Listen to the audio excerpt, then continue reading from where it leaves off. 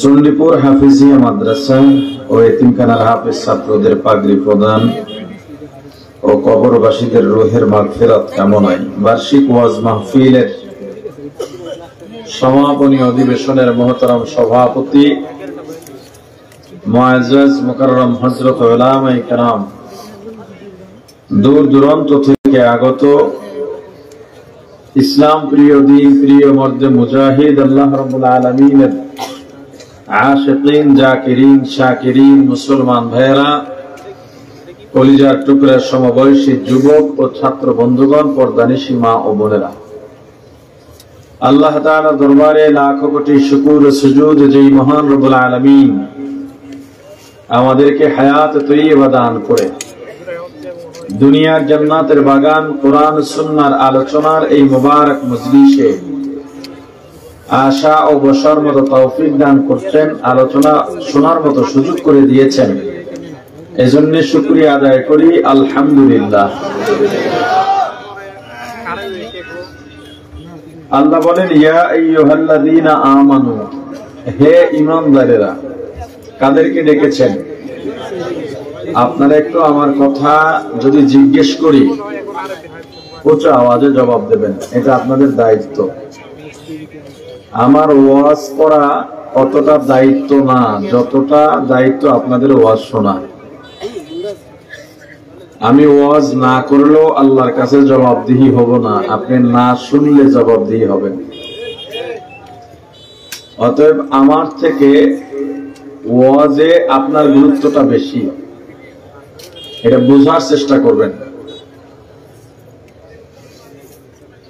আমি মাহফিল এখন করি না বললেই চলে, টুকটাক করি, আমার শর্ত যদি কেউ মানে।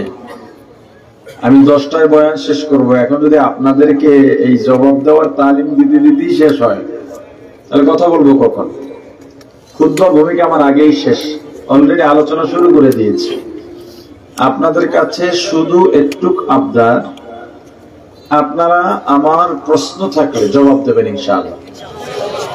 পারা যাবে? আলহামদুলিল্লাহ। আল্লাহ বলেছেন, হে ঈমানদারেরা। আল্লাহ কাদেরকে ডেকেছেন?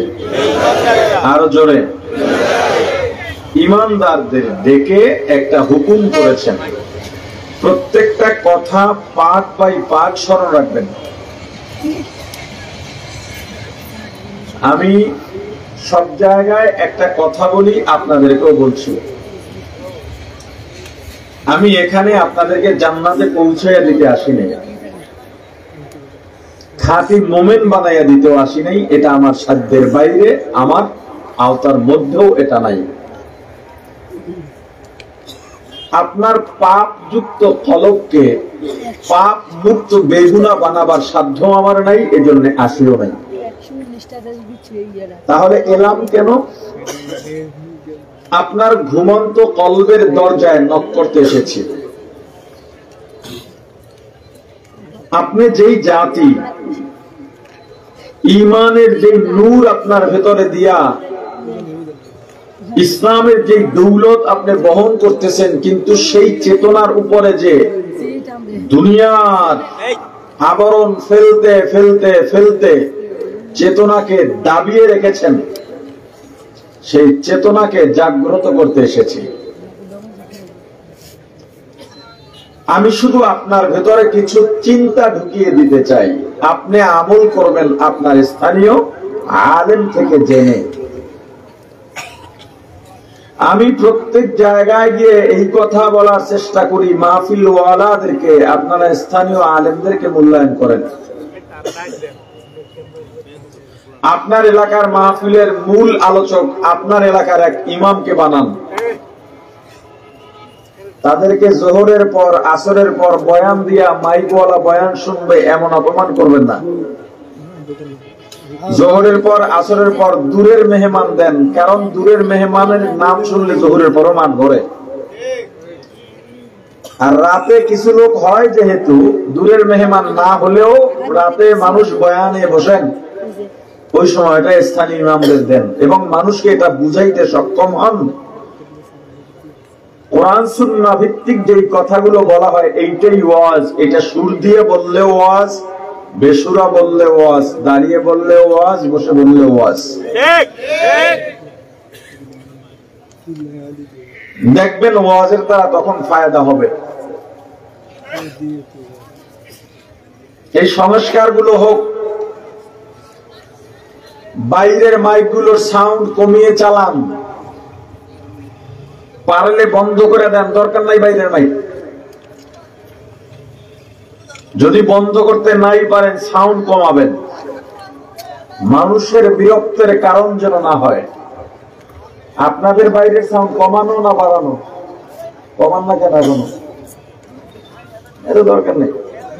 যারা বয়ানে আসবে না দূরে দূরে মাইক দিয়ে তাদেরকে বয়ান শোনাতে দরকার নেই। আশপাশে বহু নিরীহ মানুষ আছে, ঘরে বহু শিশু আছে, মহিলাদের কাছে ছোট শিশু ঘুম পাড়ানো যুদ্ধের সমান।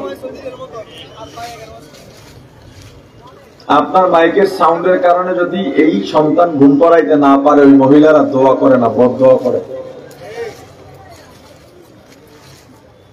রোগী অনেক বৃদ্ধ থাকে, অনেক রোগী থাকে, তাদের কষ্ট হয়। অনেকে মোবাইলে কথা বলতে চায়, পারে না মাইকের সাউন্ডে, কথা বোঝায় না। সাউন্ড দেবেন অল্প, যাতে তাদেরও ডিস্টার্ব না হয়। কেউ বয়ান শুনতে চাইলে শুনতে পারে, অতিরিক্ত সাউন্ডের দরকার নাই। রাত 10টা কেন? আমি তো বলি এশার পরে বয়ান করাই ঠিক না শরীয়ত অনুযায়ী। তবুও যদি নিতে চান, একটা টাইম 10টা পর্যন্ত হলে একটা মানুষ ঘরে গিয়ে ঘুমোতে খাওয়া দাওয়া 11টা বেজে যায়, ফজরে সুন্দরভাবে উঠতে পারবে, পরদিন কাজেও যেতে পারবে।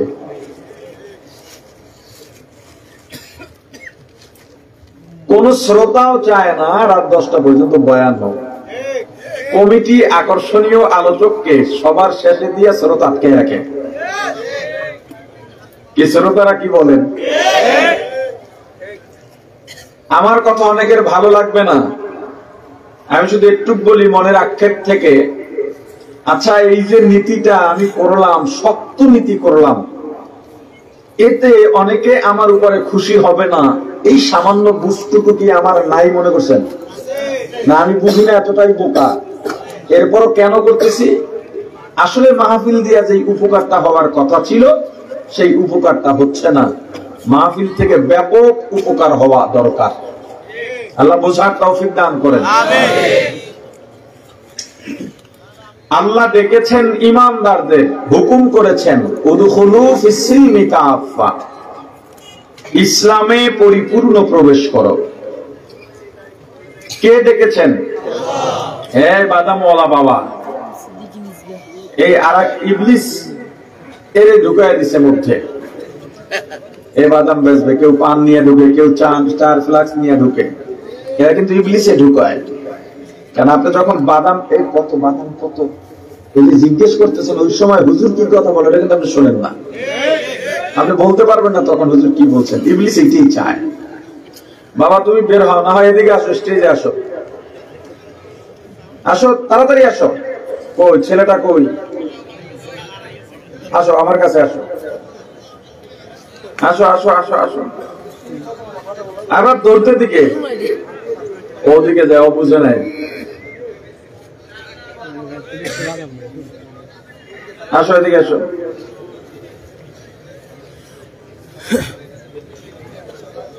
তোর কপাল খুলছে।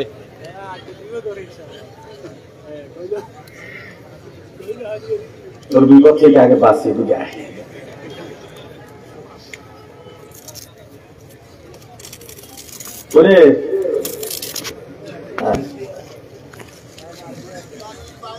মানে কয় প্যাকেট সামনে? ওই সাইড দিয়ে দাও। দেখতে তো। হ্যাঁ, ওয়ালাইকুম সালাম। কত করে প্যাকেট? কয় প্যাকেট আছে? বোন হিসাবে ভুল করবি না।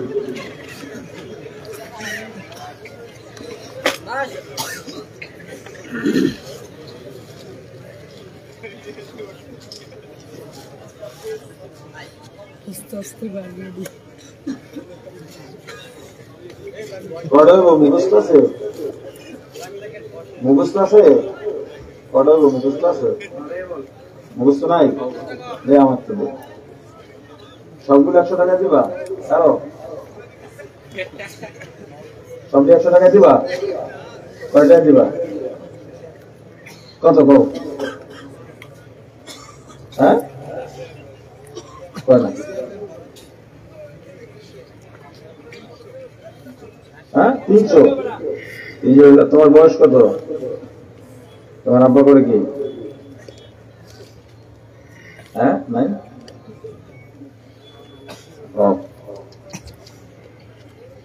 300 টাকা চাইছে, বুঝছেন? এখানে মাদ্রাসা আছে, ছাত্রদেরকে দিয়ে দিয়ে দাও, তোমার 1000 টাকা দিয়ে দিলাম। বুঝাও আল্লাহু আকবার। বয়ান শোনো, যে বয়ান শোনো। ঠিক আছে, পারলে এখানে মাদ্রাসা হলো এই ছেলেটার খোঁজ খবর নিয়ে লেখাপড়ার দায়িত্ব নেবে। এদের এখন কাজ করার সময় না, লেখাপড়ার সময়। নিশ্চয়ই অসহায় অবস্থায় আছে, যেহেতু বাবা নাই, হয়তো মা আছে। এখানে বিত্তশালী যারা আছেন এদের দিকে খেয়াল রাখা। আচ্ছা, আল্লাহ ডেকেছেন কাদেরকে? জোরে বলেন না। ঈমানদারদের ডেকেছেন। কি নির্দেশ দিলেন?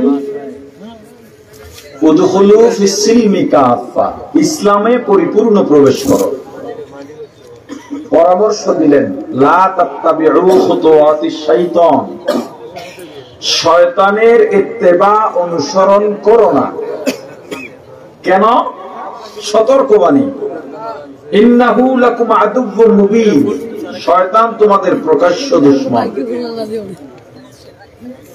আমার আলোচনার বিষয় যেটা, আল্লাহ ডেকেছেন কাদেরকে? এভাবে বললে হবে না, জোরে বলেন। আল্লাহ ডেকেছেন কাদেরকে? হুকুম করলেন কি? ইসলামে পরিপূর্ণ প্রবেশ করতে। সুয়ালে মুকদ্দার, ঈমানদার তো এমনিই ইসলামে থাকার কথা, আবার আলাদা ভাবে ঢুকতে বললেন কেন? কি এটা একটা প্রশ্ন না? যে লোক নামাজের জন্য ওযু করতেছে, তার কি নামাজে যাওয়ার বলার প্রয়োজন আছে? যেই লোক রোজা রাখার জন্য সাহারি খেতে উঠছে, তারে কি বলার প্রয়োজন আছে ভাই রোজা রাখো? যেই লোক জিকিরের মজলিসে বসে জিকির করতেছে, তারে কি বলা দরকার আছে ভাই জিকির করো? যেই লোক দান সাদকা করতেছে, তাকে কি বলার দরকার আছে ভাই দান করো? তাহলে যে ঈমানদার সে তো এমনি ইসলামের মধ্যে থাকার কথা। আবার আল্লাহ আলাদাভাবে কেন বললেন ঈমানদার ইসলামে ঢোকো? শুধু এই এক জায়গায় নয়, আল্লাহ রাব্বুল আলামিন কোরআনুল কারীমের বিভিন্ন জায়গায় এভাবে ঈমানদারদের ডেকেছেন আর একটা একটা নির্দেশ দিয়েছেন। এক জায়গায় আল্লাহ বলেন, ইয়া আইয়ুহাল্লাযীনা আমানুত্তাকুল্লাহ,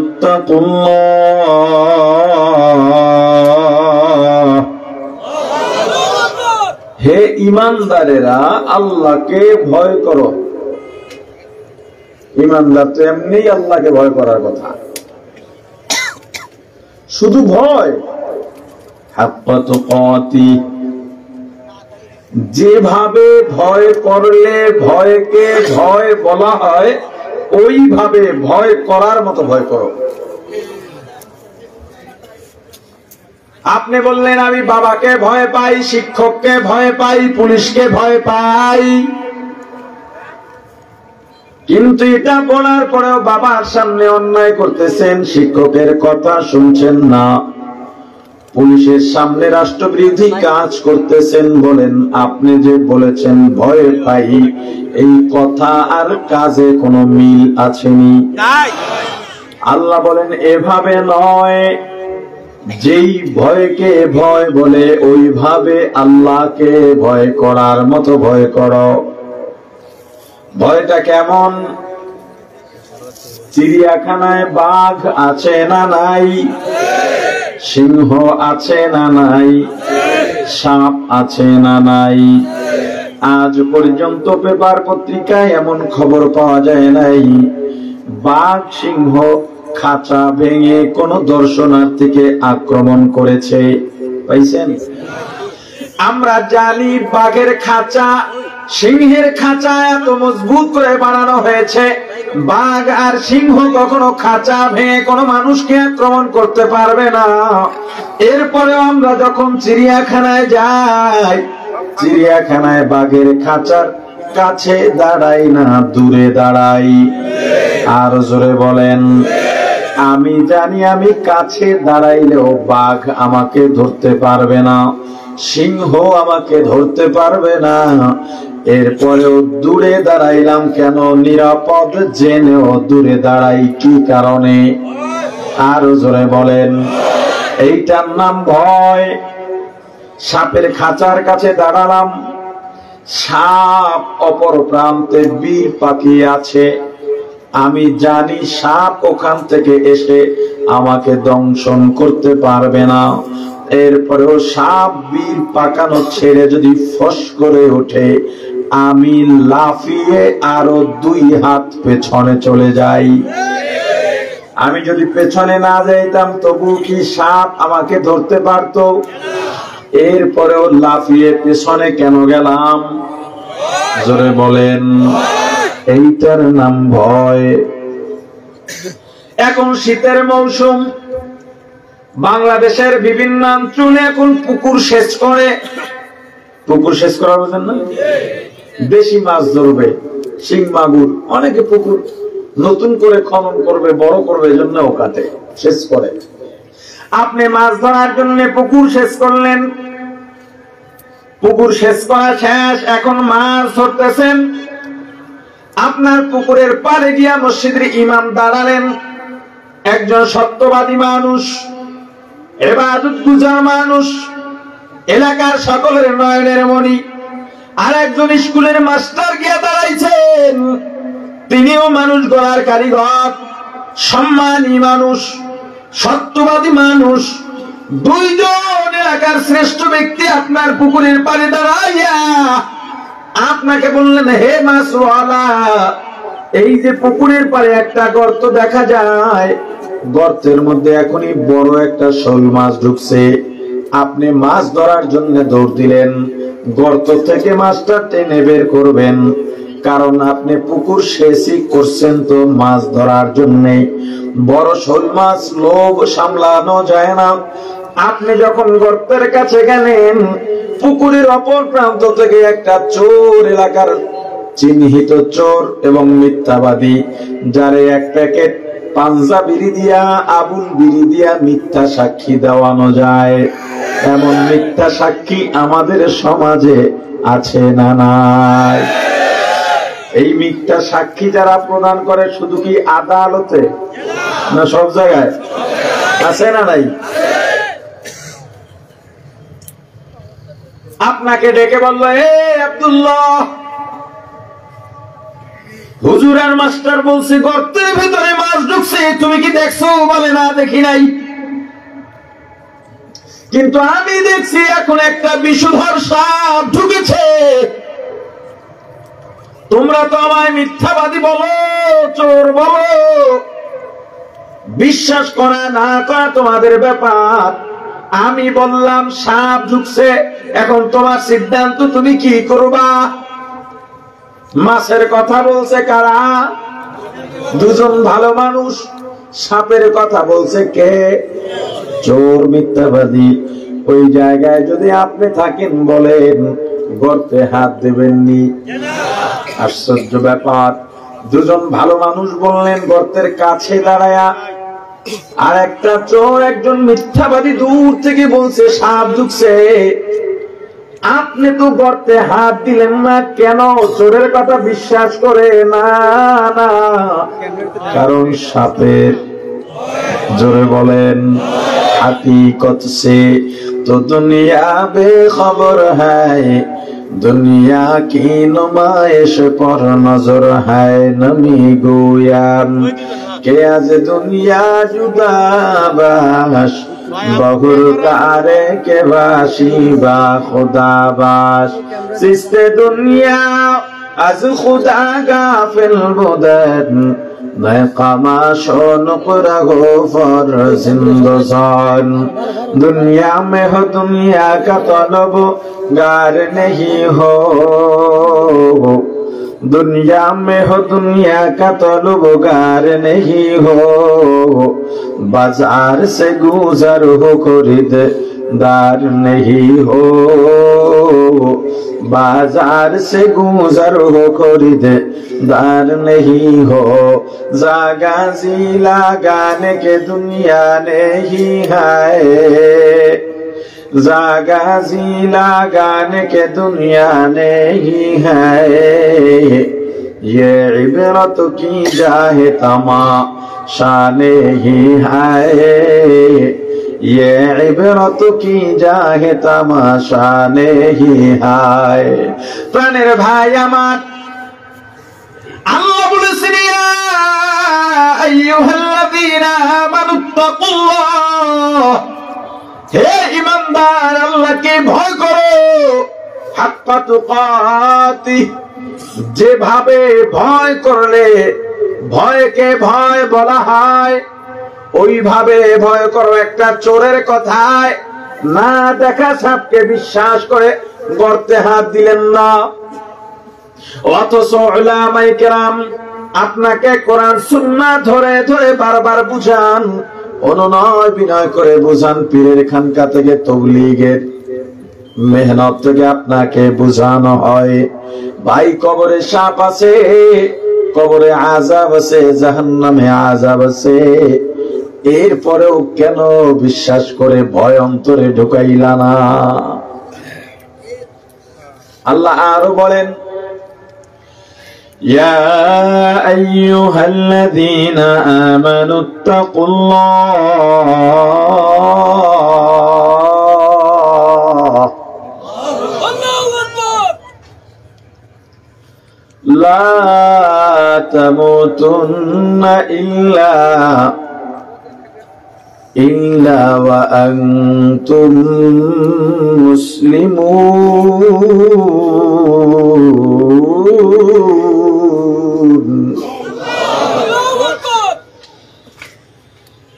ইয়া আইয়ুহাল্লাযীনা আমানুত্তাকুল্লাহ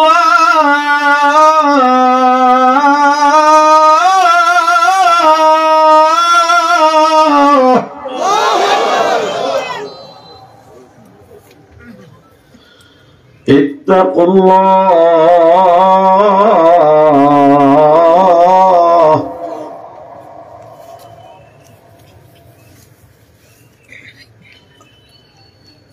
آمنوا اتقوا الله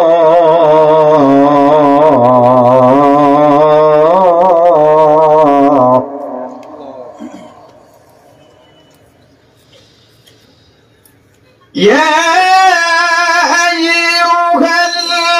الذين آمنوا اتقوا الله لا تموتن إلا وأنتم مسلمون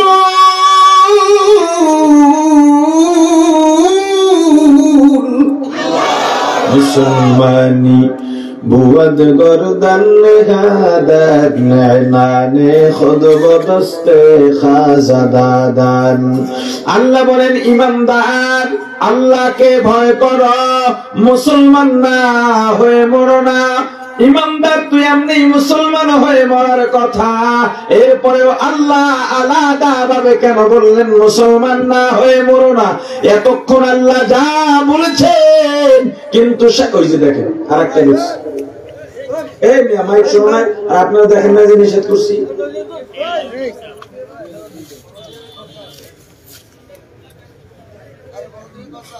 এরকম কোরআনুল কারীমে আল্লাহ বিভিন্ন জায়গায় বলেছেন ঈমানদারকে ডেকেছেন আর এক একটা হুকুম করেছেন কিন্তু এবার দেখেন আল্লাহ কি বলেন ইয়া আইয়ুহাল্লাযীনা আমানু আমিনু হে ঈমানদারেরা ঈমান আনো ঈমানদারকে কি বলছেন জোরে বলেন এটা আজীব কথা ঈমানদারকে কেন ঈমান আনতে বললেন বোঝা গেল এতক্ষণ যে ইমানদারদের আল্লাহ ডেকেছেন, সেই ইমানদারদের ইমানে কিছু ভেজাল আছে। কথা বলে না? ইমানদারদের ইমানে কি আছে? ভেজাল আছে। ইমানদার ইমানকে মজবুত বানাও। যে বন্ধু রাষ্ট্র বলে আমাদেরকে গেলানোর চেষ্টা করা হয়েছিল, তারা এখন চতুর্মুখী ষড়যন্ত্রে লিপ্ত হয়েছে বাংলাদেশকে গ্রাস করার জন্য। এক মলম সাংবাদিক আছে, কিলন সাংবাদিক, কথা কয় না? কোথার কোথার? হ্যাঁ, সবাই জানো, চালায় না সব। ঠিক থাকবে না বাংলাদেশ, আছে না নাই? এখন এসে বলতেছে বাংলাদেশ থাকবে না, থাকবে না বাংলাদেশ। কি রে বলাবান, সিরিয়াস না? জোরে ছিল। এখন চিল্লানোর সময়, সত্যের পক্ষে চিল্লাতে হবে। এত বছর জবান বন্ধ করে রাখা হয়েছিল, এবার ইসলামের পক্ষে চিল্লাতে হবে, দেশের পক্ষে চিল্লাতে হবে, দিনের পক্ষে চিল্লাতে হবে, ভারতের বিরুদ্ধে ঐক্যবদ্ধভাবে চিল্লাতে হবে।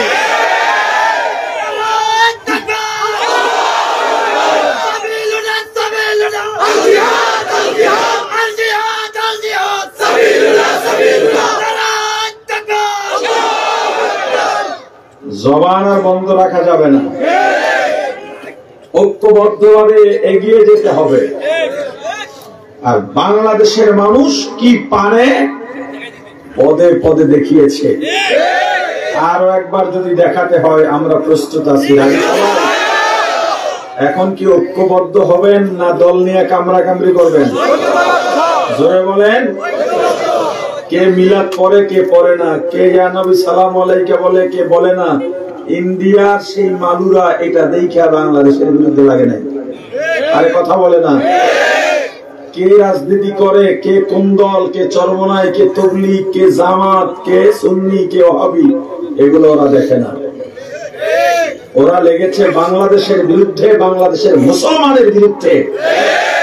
এই উপমহাদেশ স্বাধীন করেছিল মুসলমানেরা। ইংরেজদের নির্যাতন থেকে, অত্যাচার থেকে এই উপমহাদেশের সব ধর্ম বর্ণের মানুষদেরকে বাঁচিয়েছিল শাহ আব্দুল আজিজ মুহাদ্দিসে দেহলভী রহমাতুল্লাহ আলাইহির এক হুঙ্কারের মাধ্যমে।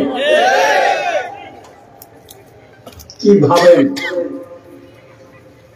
ইংরেজরা ইংরেজরা ইন্ডিয়ায় ঢুকেছে ব্যবসার অজুহাত দিয়া, ইস্ট ইন্ডিয়া কোম্পানির নাম দিয়া ব্যবসায়িক একটা সাইনবোর্ড। 50 বছর ষড়যন্ত্রের মাধ্যমে, মীর জাফর আর ঘসিটি বেগমদের ষড়যন্ত্রের মাধ্যমে, যেমন আমার এই দেশে 15 বছরে বহু ঘসিটি বেগম আমরা পেয়েছি, বহু মীর জাফর পেয়েছি, যারা আপা আপা নেত্রী নেত্রী বলতে বলতে ফেনা তুলে ফেলাইছিল, যারা এই 24-এর মুক্তি আন্দোলনে ছাত্রদের বুকে গুলি চালাতে উদ্বুদ্ধ করেছিল, উস্কানি দিয়েছিল। এটা কি এখন না আগে থেকেই চলেছে? আরে জোরে বলেন। আগের ষড়যন্ত্র যেমন সফল হয় নাই, বর্তমানের ষড়যন্ত্র সফল হবে না, ভবিষ্যতের ষড়যন্ত্র সফল হবে। তারা ক্ষমতা দখল করে মুসলমানদের জমি জমা সব বাজেয়াপ্ত করে ফেলল, মসজিদ মাদ্রাসা সব বন্ধ করে দিল, ওলামায়ে কেরামকে আগুনের উপর জ্যান্ত আগুনে ছেড়ে দেওয়া হলো। খায়বার থেকে দিল্লি পর্যন্ত রাস্তার দুই ধারে এমন কোন গাছের শাখা বাকি ছিল না যেখানে ওলামায়ে কেরামের লাশ ঝুলায় নাই ইংরেজরা। এক আলেমের সামনে আর এক আলেমকে শুয়োরের চামড়ায় পেঁচিয়ে আগুনের মধ্যে ফেলে দেওয়া হয়েছে। হুজুরদেরকে আর আলেমদেরকে সাইড করে রাখার চিন্তা যারা করেন, আপাতত এটা খাতার তলে রেখে দেন। ওলামায়ে কেরাম ছাড়া কখনো কোনো আন্দোলন সফল হয় না। যখন দেখা গেল মুসলমানের রক্তে দিল্লির রাজপথ লাল হয়েছে, 1803 খ্রিস্টাব্দে আল্লামা শাহ আব্দুল আজিজ মুহাদ্দিসে দেহলভী রহমাতুল্লাহ আলাইহি উপমহাদেশের নির্যাতিত জাতি গোষ্ঠীকে মুসলমানদের ডাকলেন, তোমরা যদি বাঁচতে চাও ইংরেজ খেদাও আন্দোলনে শামিল হও। সিপাহী আন্দোলন রচিত হলো, শামিলি রচিত হলো, বালাকোট রচিত হলো। কয়েক সাগর রক্তের বিনিময়ে এই উপমহাদেশ ইংরেজ খেদাইয়া স্বাধীনতা লাভ করেছে। আমরা কি মরে গেছি? আরে কথা বলে না। এবারও মজবুত থাকতে হবে, ইমানের যত বেজাল আছে সব সরাই ফেলতে হবে। মুসলমান যখন ঐক্যবদ্ধ হবে দলমত নির্বিশেষে, তখনই কেবল ইসলাম বিদ্বেষীরা আমাদেরকে ভয় পেতে বাধ্য হবে। আল্লাহ বোঝার তৌফিক দান করুন। আল্লাহ ইমানদারদেরকে ডেকেছেন, বোঝা গেল এতক্ষণ যে ইমানদারদের ডেকেছেন এই ইমানে কিছু ভেজাল আছে। প্রশ্ন হলো, জানার বিষয় হলো, কোন ইমানদারদের ডাকলেন আর কেমন ইমান আনতে বললেন? এটা একটু পরে বলছি, আলোচনা শুনতে যাই। আল্লাহ ডেকেছিলেন কাদেরকে? হুকুম করেছিলেন কি?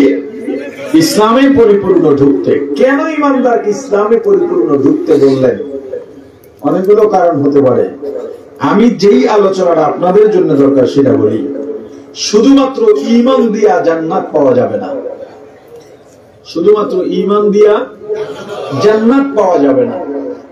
এর আগে জানা দরকার ঈমান অর্থ কি। বলেন, ঈমান অর্থ কি? বিশ্বাস। ঈমান অর্থ আরো জোরে বলেন। ইসলাম অর্থ জোরে বলেন। ওই পেয়েছেন এটা। এই ইসলাম অর্থ শান্তি। যাক, ঐতিহাস বলতে যাব না, কোত্থেকে আসছে। ইসলাম অর্থ শান্তি নয়, ইসলাম অর্থ আত্মসমর্পণ করা, নত হওয়া, নিজেকে মিটাইয়া দেওয়া। তবে ইসলাম শান্তির ধর্ম। ইসলাম কিন্তু শব্দ ইসলামের অর্থ শান্তি নয়। শব্দ ইসলামের অর্থ কি? কিভাবে আত্মসমর্পণ করবেন? আল্লাহ যা বলছেন তা পালন করার মাধ্যমে, মানে আমল করা। এক কথায় যদি বলি, ইসলাম আমলের নাম আর ঈমান বিশ্বাসের নাম। আপনি বিশ্বাস করলেন মাথায় টুপি দেওয়া সুন্নাত, টুপির ঈমানদার হয়ে গেছেন। কিন্তু সুন্নাত যদি আদায় করতে চান, সওয়াব পাইতে চান, জান্নাতে যাইতে চান, টুপি মাথায় দিয়ে টুপির আমল করে টুপির মুসলমান হওয়া লাগবে। আপনি বিশ্বাস করলেন নামাজ পড়া ফরজ, আপনি নামাজের ঈমানদার হয়ে গেছেন। শুধুমাত্র নামাজের ঈমান দিয়ে জান্নাত পাওয়া যাবে না। যদি জান্নাত পাইতে চান, নামাজ আদায় করে, নামাজের আমল করে, নামাজের মুসলমান হওয়া লাগবে। অর্থাৎ আপনি আমি যা জানি তা আমল করা লাগবে, আর বিকল্প নাই। এই আয়াতের শানে নুজুল রাসূলের এক সাহাবী হযরত আব্দুল্লাহ ইবনে সালাম রাদিয়াল্লাহু তাআলা আন ইসলাম কবুল করার পর ইসলামের সমস্ত বিধি বিধান মানতেছেন। শুধুমাত্র উটের গোশত খাইতেন না, কারণ মুসলমান হওয়ার আগে যে ধর্মে ছিলেন ওই ধর্মে উটের গোশত ঘৃণিত ছিল। সেই ঘৃণাটা এখনো রয়ে গেছে। এই ছোট্ট বিষয়টাও আল্লাহর কাছে পছন্দ হয় নাই। আল্লাহ জানায় দিলেন, হে আব্দুল্লাহ ইবনে সালাম, ঈমান যেহেতু এনেছো, ইসলামে পরিপূর্ণ ঢোকো, অর্থাৎ উটের গোশত খাও। এখন আপনার প্রশ্ন থাকতে পারে, আমরাও তো অনেকে গরুর গোশত খাই না, আমাদেরকে খাওয়া বাধ্যতামূলক নাকি? না, আপনার আমার জন্য বাধ্যতামূলক না। তবে কোন হিন্দু যদি মুসলমান হয়, তাকে গরুর গোশত খেতেই হবে। কারণ হিন্দু গরুর গোশত খায় না কেন? গরুকে দেবতা মনে করে। আপনি আমি গরুর গোশত খাই না কেন? হয়তো ডাক্তার নিষেধ করেছে, অথবা অ্যালার্জি আছে, এজন্য খাই না। এরপরেও কোরবানিতে পাইলে তো ছাড়িও না। কিন্তু হিন্দু মুসলমান হওয়ার পরে গরুর গোশত খাওয়া লাগবে। খাইয়া তাকে প্রমাণ করতে হবে ইসলামের হালালকে হালাল শুধু জানছি তাই না, হালাল মানছিও। প্রাণের ভাই আমার, আল্লাহ ইমানদার কি ঈমান আনতে কেন বলেছেন? দেখেন আল্লাহ এদিকে বলেছেন ইমানদার ইসলামে পরিপূর্ণ প্রবেশ করা। পরিপূর্ণ প্রবেশ করলে কি হয়? দুইটা লাভ। কয়টা জোরে বলেন? এক নম্বরে দুনিয়ার শান্তি পাওয়া যায়, দুই নম্বরে পরকালীন মুক্তি পাওয়া যায়। আপনার প্রশ্ন, এতক্ষণে সংক্ষিপ্ত আলোচনায় বুঝলাম ইসলামের মধ্যে পরিপূর্ণ ঢোকা দরকার, তবে ইসলাম চিনব কিভাবে? ইসলামে ঢুকতে বলেছেন আল্লাহ, ইসলামের পরিচয় দিয়েছেন মুহাম্মাদুর রাসূলুল্লাহ। ইসলামের পরিচয় দিয়ে আমার রাসূল বলেন, ক্বালান নবী সাল্লাল্লাহু আলাইহি ওয়াসাল্লাম, বুনিয়াল ইসলামু আলা খামসিন। ইসলাম পাঁচটা জিনিসে পরিপূর্ণ হয়। ইসলামের ভিত্তি পাঁচটা, ইসলামের বেনা পাঁচটা। ইসলামের ঘর কয়টা খুঁটির উপরে দাঁড়িয়ে আছে? জোরে বলেন, আর জোরে। এক নম্বরে দুইটা সাক্ষী। এক নম্বর কত? এক নম্বর দুইটা সাক্ষীর এক নম্বর সাক্ষী শাহাদাতু আল্লাহ ইলাহা ইল্লাল্লাহ, তাওহীদের সাক্ষী দেওয়া, আল্লাহ ছাড়া কোনো মাবুদ। কুল হুয়াল্লাহু আহাদ আল্লাহুস সামাদ লাম ইয়ালিদ ওয়া লাম ইউলাদ ওয়া লাম ইয়াকুল লাহু কুফুওয়ান আহাদ লা জিদ্দা ওয়া লা নিদ্দা ওয়া লা হাদ্দা লিমাওলা লা জিদ্দা ওয়া লা নিদ্দা ওয়া লা হাদ্দা লিমাওলা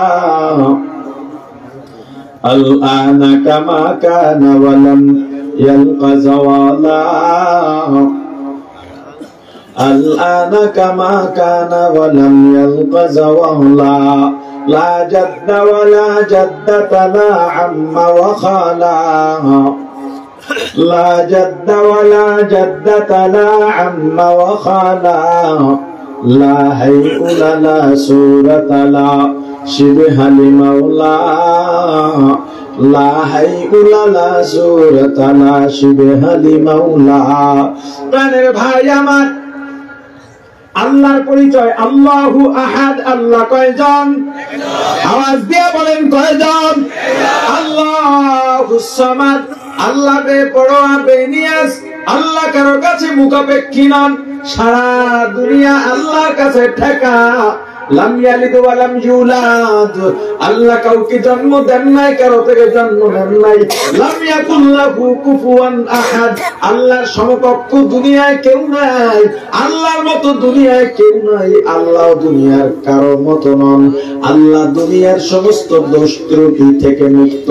দুই নাম্বার সাক্ষী ওয়া আন্না মুহাম্মাদান আবদুহু ওয়া রাসূলুহু, মুহাম্মাদুর রাসূলুল্লাহ সাল্লাল্লাহু আলাইহি ওয়াসাল্লাম আল্লাহর পাঠানো পয়গম্বর, রাসূল, সত্য নবী, শেষ নবী।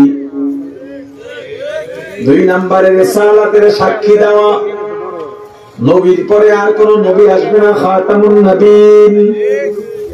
এক নম্বরে তাওহীদ, দুই নম্বরে রিসালাতের সাক্ষী। এই দুইটা সাক্ষীকে একত্রে আপনি উচ্চারণ করতে পারেন, লা ইলাহা ইল্লাল্লাহু মুহাম্মাদুর রাসূলুল্লাহ।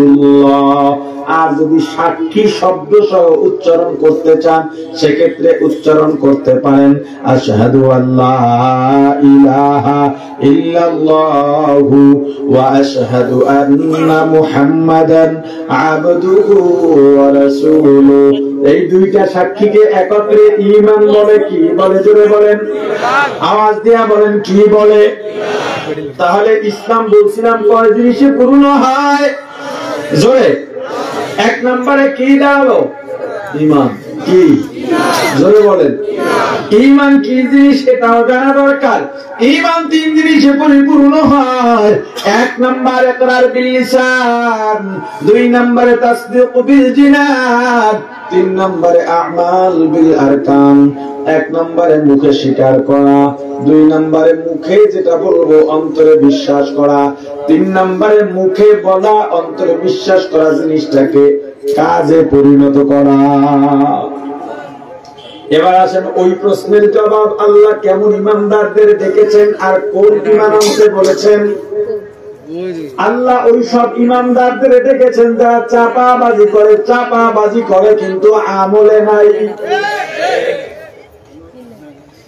মুখে বলে আমাকে ভোট দেন, আমি এটা করে দিব, ওইটা শুধু মুখে বলে, ভিতরে নাই। অনেকে মসজিদ মাদ্রাসায় দান করে মারহাবা পাওয়ার জন্য নাম লেখায়, মুখে বলে ভিতরে নাই, এই জন্য দেয় না। দেখবেন যারা নাম টাম লেখায় অধিকাংশই টাকা কিন্তু দেয় না। খোঁজ নিয়ে দেখেন কি কারণে, ভিতরে নাই। যে আল্লাহ দুনিয়ার চাপাবাজ ইমানদারদের ডেকেছেন, এ চাপাবাজ গলাবাজ ইমানদারেরা, শুধু গলাবাজি করো এই ইমানে হবে না। আমাল বিলার কাজ, আমল করার মতো যে ঈমান আছে সেই ঈমান আনো। মুখস্থ ঈমান দিয়া হবে না, যেটা জানা সেটা করা, জানার পরে যদি আমল না করা হয়, আল্লাহ বলেন ওয়ালাকাদ দারানা লিজাহান্নামা কাসীরা, আমি আল্লাহ অধিকাংশের জন্য জাহান্নাম বানায় রাখছি। অধিকাংশ জাহান্নামে যাবে কারা? মিনাল জিন্নি মিনাল ইনসি, জিনদের মধ্য থেকে বেশিরভাগ জিন যাবে জাহান্নামে, মানুষদের মধ্য থেকে বেশিরভাগ মানুষ যাবে জাহান্নামে। এই বেশিরভাগ মানুষ যারা জাহান্নামে যাবে তাদের কি কারণ? আল্লাহ তিনটা কারণ এই আয়াতে বলেছেন, তার মধ্যে একটা কারণ বলেছেন লাহুম আযান, আমি আল্লাহ কান দিলাম, লা ইয়াসমাউনা বিহা, অথচ কান দ্বারা শোনে নাই। এখানে শোনা উদ্দেশ্য নয়। আপনার সন্তানকে বলেছেন যাও বাজারে যাও, এই বাজার করে আনো, আপনার সন্তান বাজারটা করে নাই, আপনি নালিশ করলেন ছেলেটা কথা শোনে না। কথা তো শুনছে কিন্তু বললেন কেন? কথা বলেন, মানে নাই, আমল করে নাই। এখানে মূলত শোনার দ্বারা শোনা উদ্দেশ্য নয়, আমল উদ্দেশ্য। তুমি নামাজের কথা শুনেছ কিন্তু নামাজ পড়ো নাই, তোমাকে কবর আযাবের কথা বলা হয় কিন্তু কবর আযাব তুমি মানো না, বিশ্বাসও করতে চাও না। যে কোনো সময় আজরাইল দাঁড়ায় যাইতে পারে, এটা শোনো কিন্তু আমল করো না। এ যুবক, কখন আজরাইল আসবে তুমিও জানো না, আমিও জানি না। এত কিছু বলার পরেও, জানার পরেও আমল করো না। আল্লাহ বলেন যারা জানে কিন্তু মানে না বা আমল করে না, ওদের জন্য আমি আল্লাহ জাহান্নাম বানায় রাখছি। ঈমানকে খাঁটি করা লাগবে, পাশাপাশি আমলও করা লাগবে। এই আমলদার কবে হব? কোন দিন নিজেকে আমলদারের কাতারে দাঁড় করাবো? যদি গুনাহ হয়ে যায়, বেশি বেশি তওবা করে গুনাহ মাফ পাইতে হবে। এত কথা কেন বলে আসে বুঝি না। যে গুনাহ করে না সে ভালো মানুষ, যে গুনাহ করে সে খারাপ মানুষ, আর যে গুনাহ করার পরে তওবা করে সে সবচাইতে ভালো মানুষ। আল্লাহ বারবার ইমানদারদের ডেকেছেন, কারণ হলো ঈমান যেটা আনছি এই ঈমান পরিপূর্ণ হয় নাই। মৃত্যু তো সামনে দাঁড়ায় রয়েছে, কোন সময় যেন খাবা দিয়া নিয়ে যায়। যখন মৃত্যু সামনে দাঁড়ায় যাবে, তুমিও ফিরাইতে পারবা না, নেতাও ফিরাইতে পারবে না, পীরেও পারবে না, মা বাবাও পারবে না, টাকা পয়সাও পারবে না, রওনা দেওয়া লাগবে, আর কেউ ফিরাইতে পারবে না। প্রাণের ভাই আমার কুমিল্লার যুবক, সন্তান বিদেশে থাকে, বহু বছর হয়ে গেছে, 3-4 বছর বাড়িতে আসে না। দেখো কত প্রবাসীর লাশ। বাংলাদেশে প্রবাসী যায় এখান থেকে কামাই করার জন্য, টাকা পয়সা বাবাকে পাঠায়, জমি রাখে, ঘর করে, বোন বিয়ে দেয়, ভাইকে লেখাপড়া করায়, কিন্তু প্রবাসীর ফেরে লাশ। এমনও হয়েছে করোনার সময়, আপনারা দেখেছেন, বিদেশ থেকে দেশে আসছে, আত্মীয় স্বজন পরিচয় দিয়ে তাকে নেয় নাই, আছে না নাই? দেশের বাইরে যখনই সফরে যাই, কেউ না কেউ এসে কান্নাকাটি করে, হুজুর জীবনটা শেষ করে দিলাম, যৌবনটাও শেষ করে দিলাম। বাড়িতে যাই, কিন্তু যখনই যাই বারবার জিজ্ঞেস করে আবার ফিরবো কবে।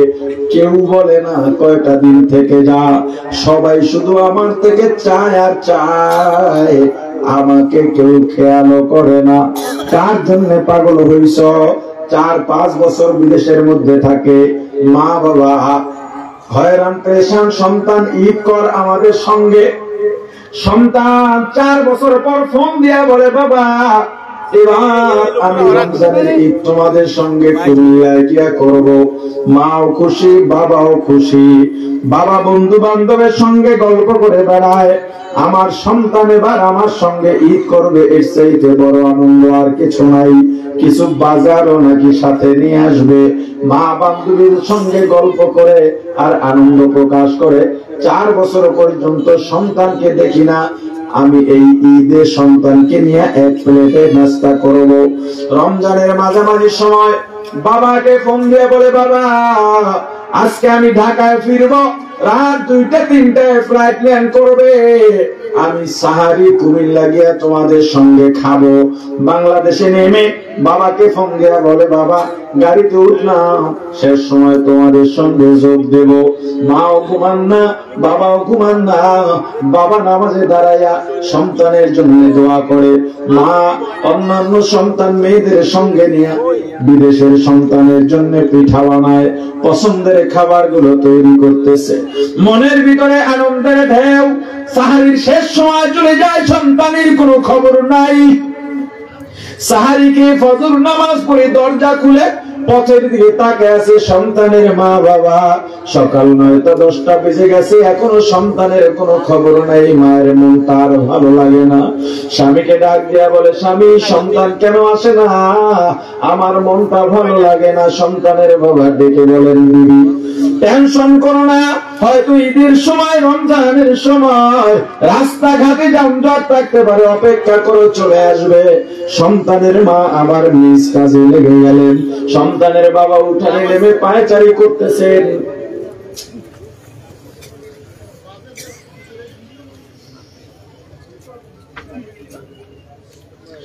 সন্তানের বাবা উঠানের মধ্যে পায়চারি করতেছেন। হঠাৎ করে দেখেন 11টা-12টার দিকে ফোনের মধ্যে রিং বেজে উঠছে। সন্তানের ফোন নাম্বার থেকে আনন্দের সঙ্গে ফোনটা ধরে সালাম দিছে। অপর প্রান্ত থেকে সালামের জবাব দিয়া বলে আপনি কে? সন্তানের বাবা বলে তুমি কে? তোমার কণ্ঠ তো আমার ছেলের মতো না, এটা তো আমার ছেলের মোবাইল। অপর প্রান্ত থেকে ডেকে বলে ও মোবাইলওয়ালার বাবা,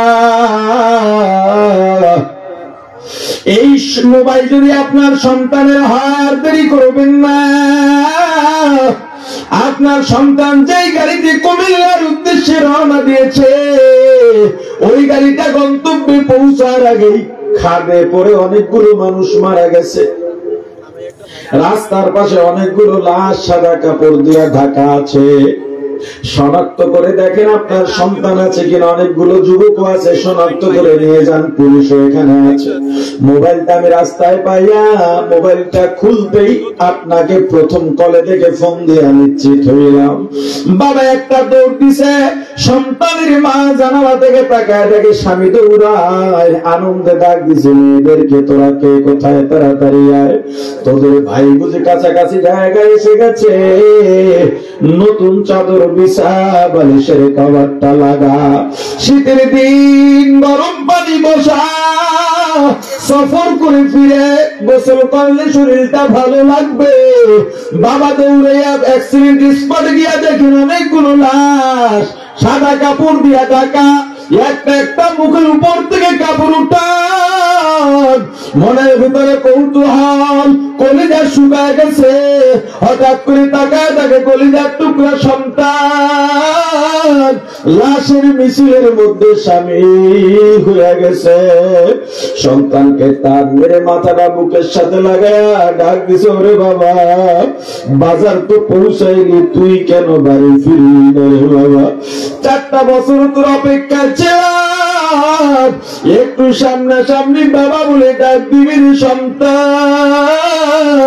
আমি পুরুষ মানুষ নিজেকে ধৈর্য ধারণ করে রাখতে পারবো, আমার ব্যথাটা আমার বুকের ভিতরে লুকায় রাখতে পারবো, কিন্তু তোর মাকে কি জবাব দেব বল রে বাবা। তোর মায়ের চোখের নিচে কালো দাগ পড়ে গেছে তোর জন্য কান্না করতে করতে।